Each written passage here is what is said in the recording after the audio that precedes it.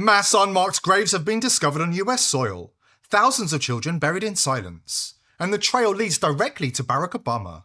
Investigators now believe these bodies are tied to the adrenochrome trade, a network that thrived during his time in power. Declassified government documents lay it out in black and white. Federal contracts, invoices, sales receipts, name dates and dollar amounts, all pointing to the same conclusion. A system built on the harvesting of children and the trafficking of unborn lives. And if that wasn't horrifying enough, there's hidden footage, private conversations, powerful people caught laughing, bragging about the mansions, the cars, the fortunes they've made in blood. For years, they told you this was just a conspiracy theory. But what you're about to hear isn't theory, it's evidence. Stay with us, because once you understand what these records prove, you'll see the truth. Obama wasn't just connected to this network, he was the head of the snake, and he made a fortune. Before we dive in, a quick word about our partner VP.net, the next generation of private browsing. VP.net is the only VPN designed with true zero-logging architecture. That means, unlike other VPNs, it literally can't track you. So even if governments or bad actors come knocking, there's nothing to hand over. It's that simple. Your data stays yours, period. They're becoming shameless in their attempts to normalize the unthinkable. Take Khloe Kardashian. She recently traveled to Mexico for a so-called MuCell infusion, a black market blood plasma procedure that uses the bodily fluids of extremely young children. It's outlawed here in the United States, but quietly thriving internationally. Now, stop and think for a moment. Where did this blood come from? Who's supplying it?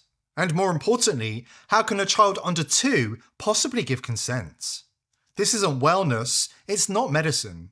It's the same adrenochrome pipeline we've been warning you about, dressed up in luxury branding, promoted by rich and famous members of the occult elite, while the victims remain voiceless, buried and forgotten. The fact is, blood isn't a charity. It's a $48 billion industry that turns pain into profit and leaves a trail of child corpses in its wake, as Dr. Lee Merritt explains.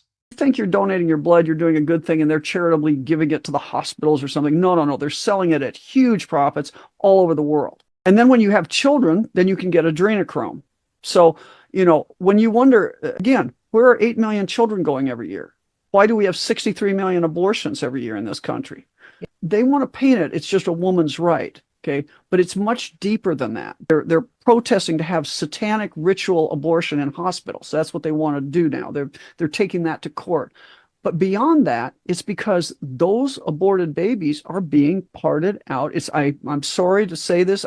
Cover your ears if you don't want to hear it, people, but they're being parted out because they're worth a fortune on the black market. And that black market goes to the NIH and other places. Don't think it doesn't. Years ago, they came out with there was a paper that was published in Medicine, and you're hearing about it now. Now they're actually overtly talking about it because I think they thought they had this all bottled up.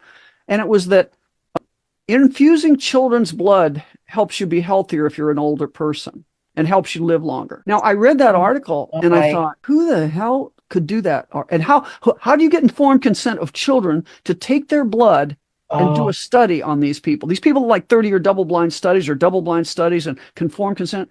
How do you get a 5-year-old to give you informed consent? They've been going on, this sacrifice of children for their own longevity and for their religious beliefs has been going on for millennia. Here at The People's Voice, we are determined to expose and ultimately destroy the 9,000-year-old paedophile cult that has preyed on children since the days of Babylon. A cult that has sacrificed the innocent, consumed their blood, and cloaked it all in sick rituals and twisted occult beliefs. History may have changed, but their practices have not. Today's elite have simply modernized the system, recruiting an army of soulless profiteers to run a multi-billion-dollar industry built on the slaughter of children, the harvesting of body parts, and the trafficking of unborn lives. This guy is brave for going undercover and getting these ladies to actually say this. We're looking for livers and cardiac and those, Those I can get you without any difficulty at all. So this footage is being filmed by an undercover journalist. He goes to the National Abortion Federation's commercial trade show. This is being hosted at one of the biggest Planned Parenthoods in Texas. And this journalist is here to talk business. Not every time I join Meet a Genie, I'm like, oh, there's some love. Yeah, you already know. And this lady is Dr. Ann. She's the chief medical officer of this Planned Parenthood. And Dr. Ann is in the business of selling baby parts. You have to come and play with our tissue and see if it's cool enough for you. I like tissues.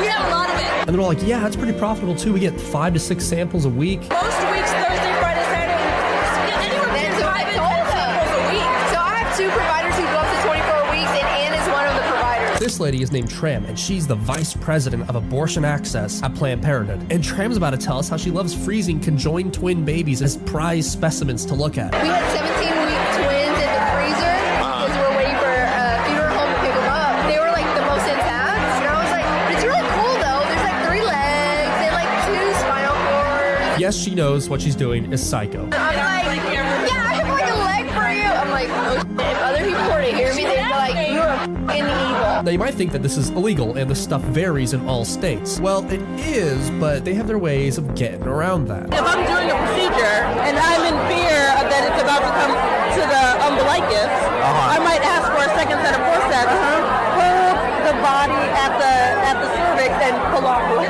Oh, so you gotta, okay. So it's not. Right. What she's talking about is a partial birth abortion, where the baby is being birthed, legs out, and as the head and neck are still in the womb, they snip the back of the neck and suck the brains out. When you have patients who like cooperate, some of them are just like, and there's good dilation, it's just like one pass and And you get the whole matter thing. is that These aborted children are being kept alive, hooked up to machines, treated not as human beings, but as raw material. Their blood extracted, their organs catalogued, their very existence reduced to a product line for the powerful. This isn't some dystopian horror story, this is happening now in plain sight, under the cover of medical research and biotech innovation. And the same names keep surfacing. Politicians, celebrities, corporate giants, and yes, former presidents. The occult has simply gone corporate. What began as an ancient ritual sacrifice has become a streamlined business model. And the profits? Beyond imagination. After this convention, the undercover journalist writes a contract offer to Tram. We'll give you $750 for the baby's liver and $1,600 for the liver and thymus paired. Tram's all on board, and she forwards it to her higher-ups. Now, this was led by an organization called the Center for Medical Progress, which was founded by a journalist named David Delighted. After these videos were released, David's house was raided by the state, and they took the video footage of the crime that Planned Parenthood has been involved in. But here is where it gets even darker. These aren't just mutilated corpses thrown away in secret. No, these aborted children are being kept alive. Why? Because for the blood to carry the effect their twisted rituals demand, it must be adrenalized. And that can only happen if the child is brought into this world alive, if the suffering is real. So the question is, who could possibly orchestrate such a monstrous network? The answer is hiding in plain sight. Declassified government documents now tie Barack Obama directly to this trade. And what those papers reveal will shock the world to its core. We'll break it all down after this brief message from our sponsor.